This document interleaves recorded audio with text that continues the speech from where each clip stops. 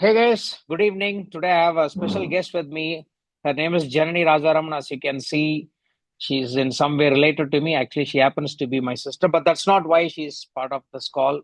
Uh, she's qualified in a different way, which she will explain why, what that is. But today is going to be a very different session where there's a lot of oral talk going to happen. Jananee, welcome to the podcast. Good to have you here finally after weeks of discussions. Thank you for inviting me Um, in your YouTube channel. Hi, I'm Dr. Janani. I happen to be his sister.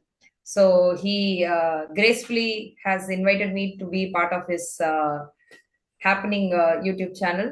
So I'm a general dentist, by the way. I am practicing for the last 10, 15 years. So I'm here to talk about give some insights into your basic oral hygiene. Awesome. I think that's a great introduction. So I think I'll dive right in to keep the audience interested. So, Janani, what do we mean by oral hygiene at a high level? See, everyone's day starts with a good, healthy meal. So from the minute we wake up, and from the time we go to bed and till the time we wake up, we end with the meal and we start our day with a meal. So everything starts from your oral cavity. So anything that we eat is chewed by your 32 set of teeth, or maybe 28. So the minute you wake up, from the time you sleep, the food particles, if they get stuck to your teeth, they need to be cleaned out at regular intervals, through brushing or through rinsing your mouth frequently after every meal. Say you take 3 meals or you take 2 meals, whatever it is. Throughout the day, your oral cavity is put to a lot of work. So maintaining oral hygiene is the primemost thing that needs to be done after every meal, and more importantly, before you go to bed. Got it. So I think that's a good basic explanation. So where I'm still having a little bit of doubt. So you mentioned the specificity of brushing and or rinsing, particularly after we eat something. So are you Yes. essentially saying that these hygienes are related only applies to something that we eat after we eat and not otherwise? Yes. uh, See, oral hygiene is to keep your mouth free of bacterial activity. That is not that even if you don't eat, your mouth is always loaded with a colony of bacteria. Millions and millions of bacteria are already loaded in your mouth. So, keeping your oral cavity clean, fresh breath, and yes, these two are the most essential thing which you have to look into in maintaining your oral hygiene. Got So it. that is the main focus of oral hygiene. Got it. So free of bacteria, that's essentially number one. And Yes, then that is and then bacterial activity, which that is, if you don't rinse or clean your mouth after you eat, the targeted group of bacteria will start acting on your food debris which are stuck to your tooth. See, basically, each tooth has a specific function in your oral cavity. I mean, by now, all of us know what is the name of each of the tooth that you have in your oral cavity. They are basically incisors, canines, premolars, and molars. Each tooth has certain roles. In humans, incisors play a major role in biting and slicing, the initial biting. And canines, they help in tearing the food, which is more pronounced in animals because they are all carnivores and omnivores. So they tear the flesh more so than humans. And molars and premolars are essentially meant for major grinding and chewing and making your food into the bolus, which will be swallowed. This is the science behind chewing. So each of these teeth have a specific anatomy based on the function that they do. So since the molars are essentially meant for chewing, the possibility of food getting stuck to your molars is more common than your incisors and canines, because they are shaped in a certain way to carry a certain function. Your molars, if you see in the mirror, they have lots of grooves. This helps in distributing the forces when you eat and chew the food. But the flip side to it is that since they have lots of grooves and valleys in their tooth, in their anatomy, the chances of food getting stuck to those teeth is more common. So hence, after every meal that you take, you essentially need to rinse, or even better, just gentle brushing will really help in preventing these food getting stuck to your teeth. Okay, and so explain what really, so to the layman who doesn't know much about teeth and oral hygiene, what happens if, let's say, these so-called bacteria stay in the mouth? I believe that even otherwise it stays in the mouth. And also, what happens if the See, food particles get stuck to your molars or incisors? What happens then? see, two things.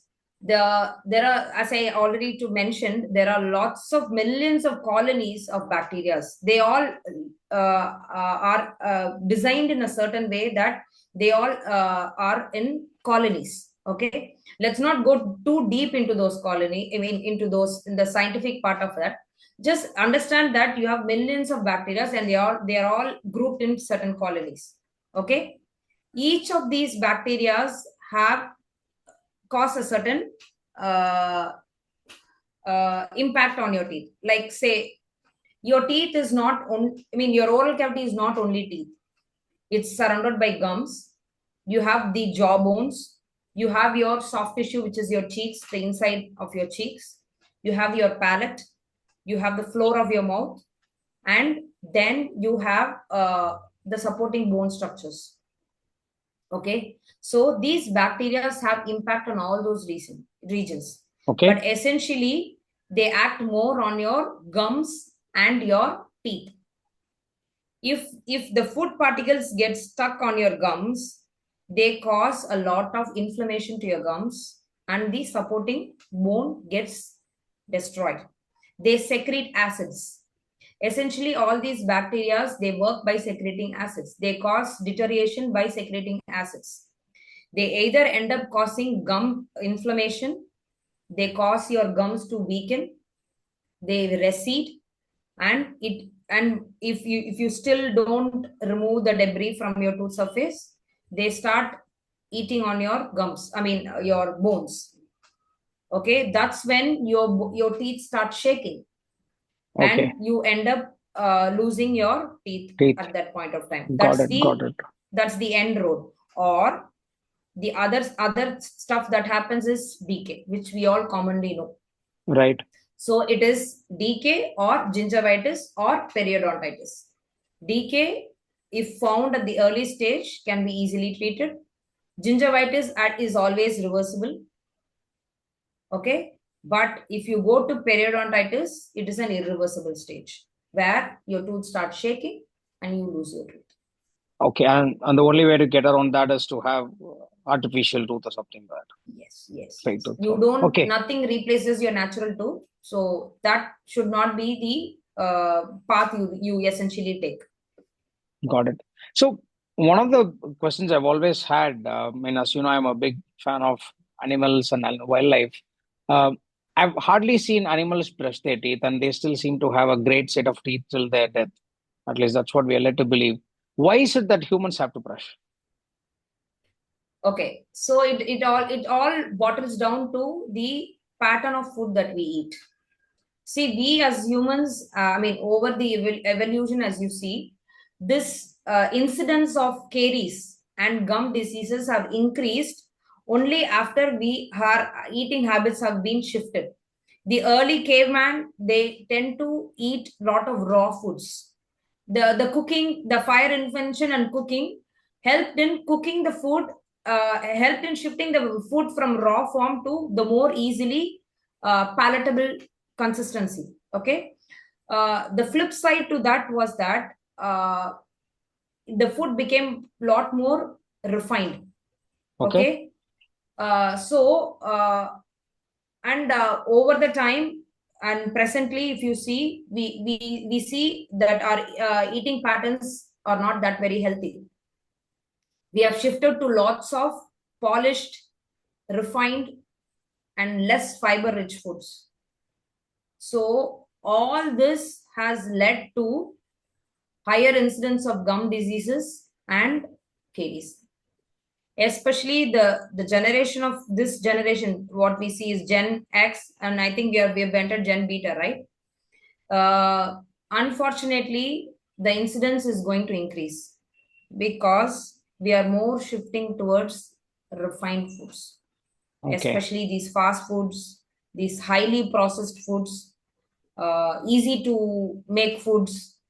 All this is the flip side to these modern, faster eating methods that we are progressing towards, actually.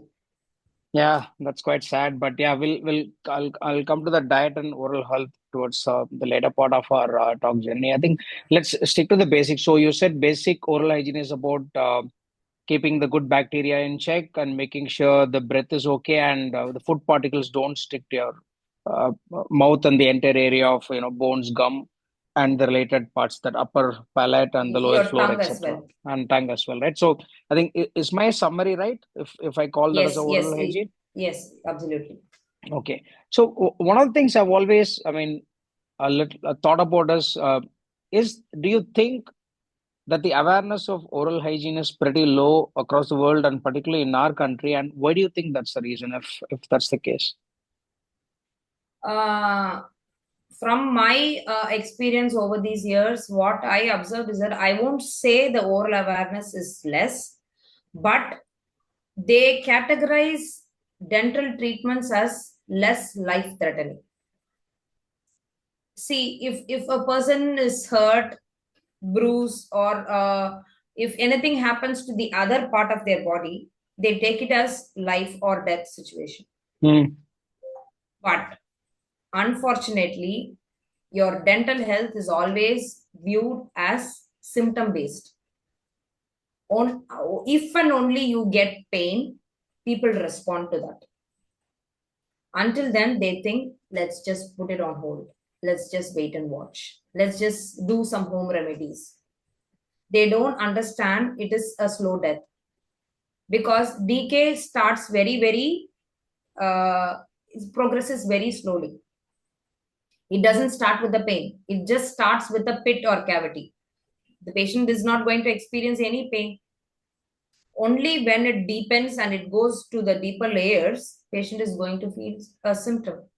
And they think it's not that very important, unfortunately. Anyway, I'm going to get it filled, or maybe I'll go to the root canal. And if and only it starts shaking, they get scared and they just run, and they end up doing treatments which are, yeah, it goes to a very bigger treatment plan. Got it. So that the awareness is there, but more taken for granted, actually. Got it. So They come only if there is pain. got it. So I'm just curious. You mentioned a very important word called death when you spoke about Mhm. tooth and death. I mean, can you explain how a decay or something around that, maybe the gingivitis and periodontitis, something that you said, how Hmm. are these things connected to a plausible death of a person? I won't say it might, once again, any dental illness will contribute to a serious complication. Okay. It is not going to take a life out, but if neglected, it will lead to serious systemic complications. Like, It will give worsen. me some examples. Uh, uh, See, like I said, your oral cavity is loaded with bacteria. If the food debris is left to get stuck to your teeth, it's going to form first a layer called plaque. That plaque is a biofilm. It's filled with lots of bacteria and your food debris. That can be easily brushed off. It's very soft. It's white and soft. Sometimes when you after you eat, you can all see along your gum lines that the small whitish, pure. I mean, extremely pearly white layer you can find. Okay. Uh, Even if you just scratch it with your tongue or with your nails, you can just take it out, as it will be like a very squishy powdery thing. Okay, that is plaque, but still it is loaded with millions of bacteria. It should not be ignored. If that is left unremoved, it turns into tartar. Plaque will develop into tartar. Tartar is hard and scaly. It will be stuck to your tooth like an armor. Okay, that's when it will start eating your bones and start causing your shaking. It pushes your teeth to that shaking part. So if bits and pieces of this can be ingested when you eat, okay, imagine a bit of tartar have several millions of bacteria. I'm not underestimating it. It is loaded with bacteria. We all know heart diseases like stroke, where you have coronary artery getting narrowing down. This will contribute to that. When you ingest food filled with tartar, it can, if the patient is already having a heart illness, it will further worsen it. That a narrowing of arteries will be further worsened. And studies lately have shown that if your oral hygiene is not maintained well, it will worsen your Alzheimer's. Wow. And it also contributes to other systemic conditions as well. Okay. So, like diabetes, most common is diabetes. So essentially, your insulin value will your insulin value will keep fluctuating even after your strict diet and other protocols that patients strictly follow after they get diagnosed with diabetes. Some patients have repeatedly reported that their values don't seem to normalize. It's because your oral hygiene is not maintained well. Everything is linked to your oral hygiene. Okay. So the message that I think audience can get from this is, while it may not directly cause any, let's say, death-related ailments, but if you already have something, it's going to make it worse. That's what I understand. Yes. Is that a fair understanding? Got it. Okay, cool. So I think off late, I mean, you told me that brushing is important after every meal, which means, are you saying people should do maybe thrice a day if they're eating 3 times a day or 4 times? Given the present lifestyle and the busy schedule for everyone, brushing twice should be fine. Once in the morning when you wake up and once before you go to bed. In between, you can rinse, and if you can floss. Yeah, Flossing I wanted to talk about it. What is flossing? I mean, this is a term that when we grew up, we never heard of. Yes. At least when both of us in Madurai, we never heard of. Like, what's this new term called flossing? Why is it important? Flossing is cleaning in between your teeth. See, these days we see in commercials saying that your toothbrush goes between your teeth and it swipes away all the dirt like magic.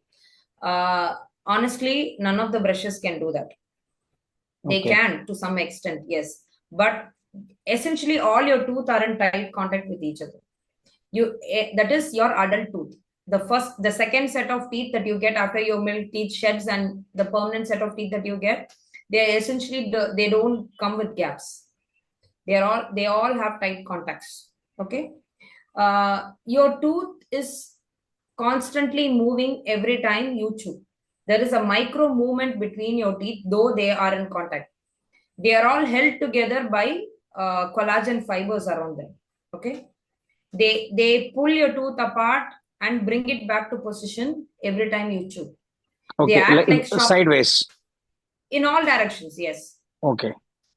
So when as you chew, your tooth is actually going through micro movement, which we can't essentially perceive, but it does happen. So food gets lodged between your tooth as well, not only on the biting surface or not on the surface that you see when you visibly brush and smile. So that spot is something which is always missed, even if you brush or rinse every time. and most of the decays start in that place. Got it. So, over the time, as a dentist have observed, the chances of getting caries in between the teeth is more. Okay. Got it. So, there was a cleaning aid was introduced called flossing. Essentially, it's a thread which is waxed, and there is a technique wherein you push the thread between your tooth gently, move the thread back and forth, up and down, and gently pull it out. Since it is waxed, your food debris gets stuck to the thread and you have to remove it out and pass it to the next teeth. So you essentially Oh, start from the back, go around, and again, this is for one jaw, and then you start from the lower jaw, move from right to left. Yes. This is essentially you do. how much time does it take, and how many times a day do you recommend flossing? Initially, it is a very technique sensitive procedure. It's time consuming as well. So that's why most of the people start and they just leave it off because it takes time initially to Hmm. learn the knack and nuances of it. Sometimes, if they don't learn it properly, they end up injuring their gums. Hmm. So people are scared most of the times. What if they injure the gums and develop bleeding or mild injury? So it's you can always go to a dentist, learn it from them, learn the proper techniques, and brushing also has a lot of good techniques. You can't just run the brush around your teeth and claim I brush my teeth still I get gingivitis. There is a technique to brush your teeth as well, which I'll get to it after some time. So flossing, most of the time why people don't floss is it's technique sensitive and it is time consuming. There are other oral irrigation systems recently which has which has met these limitations. So there is something called water jet flosser. Yeah. That, like when you visit a dentist for scaling, what we essentially do there, you can do it at your home as well. Okay, that looks easier, right? Instead of the thread that you. Yes, yes, yes. It basically sends a jet of Hmm. water under pressure in between your gums. All you have to do is learn how to run it along your tooth, and it does that process easily. You don't have to really maneuver to push the thread inside and take it out. This you just have to run it from one end to the other end, and the job is done.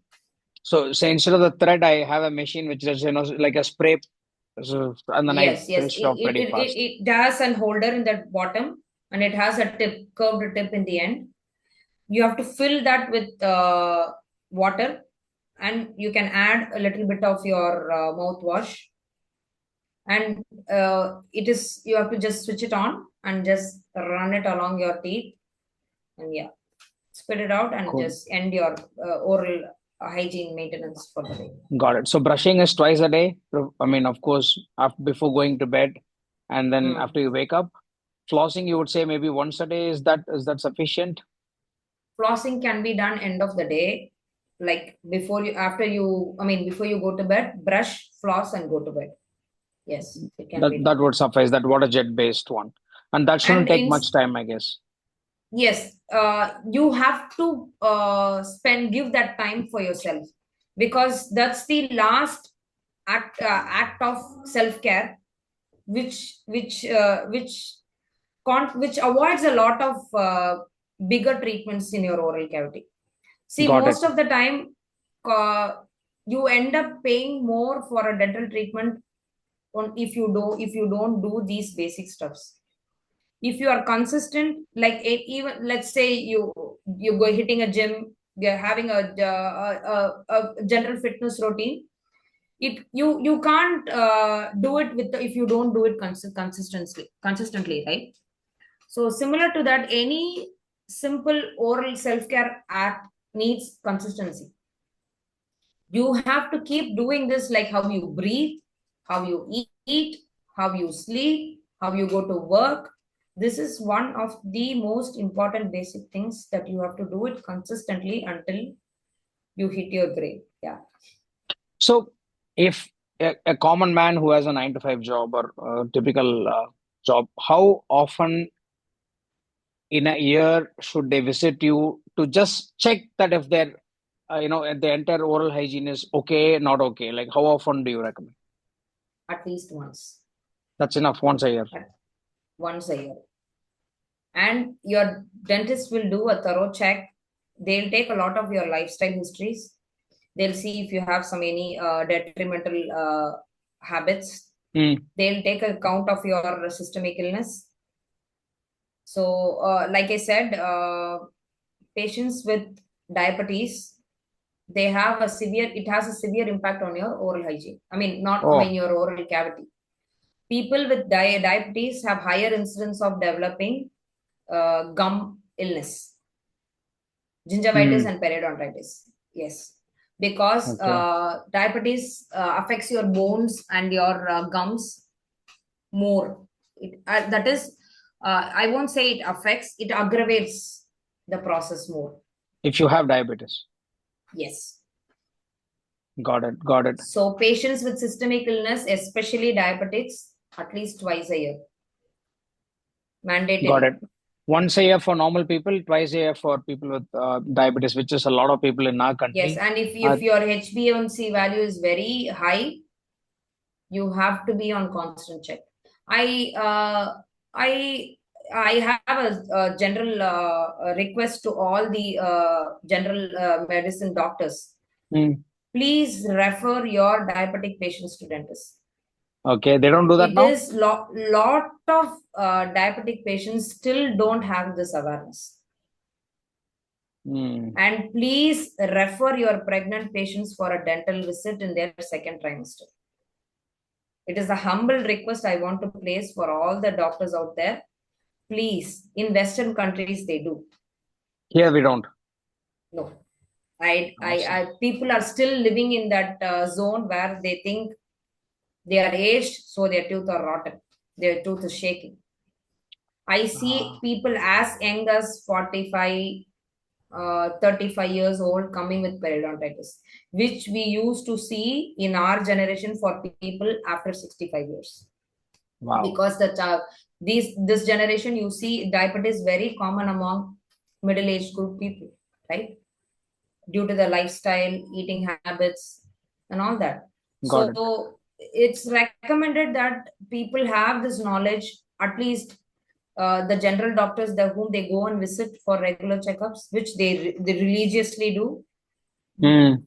If they recommend, at least they will come for dental visits. Yes. They have to come. Okay. I have just a little bit of time for a couple of questions before we wind up, and probably I'll do a part 2 and part 3 with you because I have a lot more things to cover, but we'll reserve that for another day. What I want to leave audience with is one question before you leave. A normal layman person like me, is there any hint or some kind of, let's say, tips that you can give where I can assess my oral health myself to know if I have some problem or not? Like, what's the basic thing I can do at home? Yes. When you brush every day in the morning, let's say in the morning, always check your breath. You see in the commercials, right? After they brush, they smell their breath, right?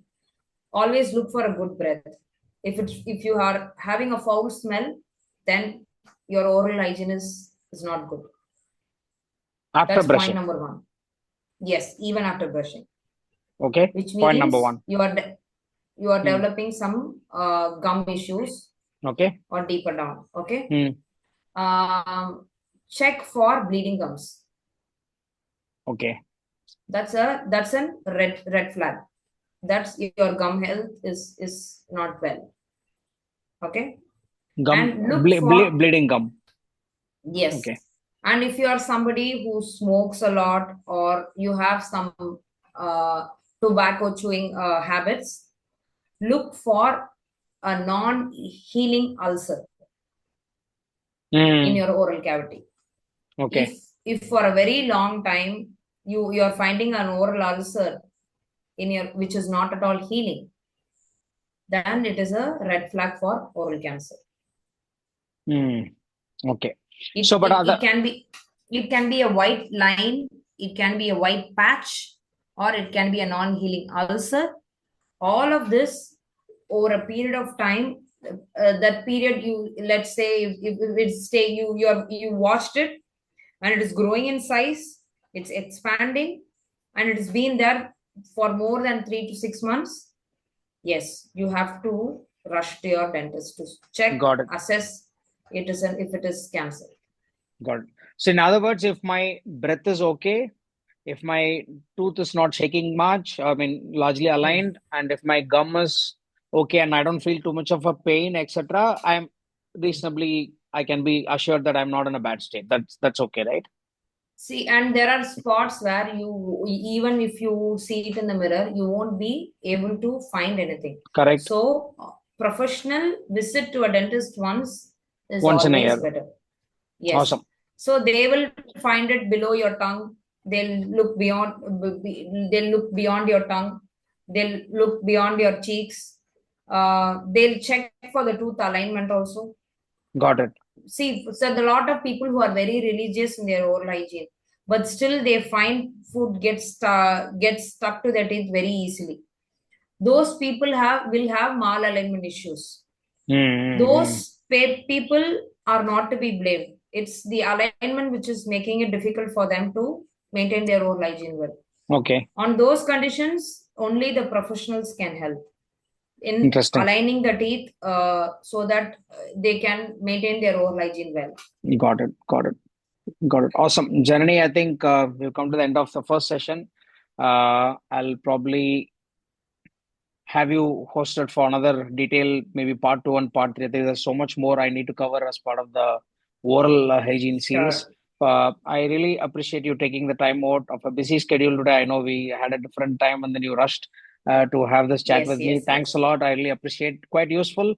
We got some basics covered for the audience, and I hope to connect with you soon for oral hygiene I'm waiting.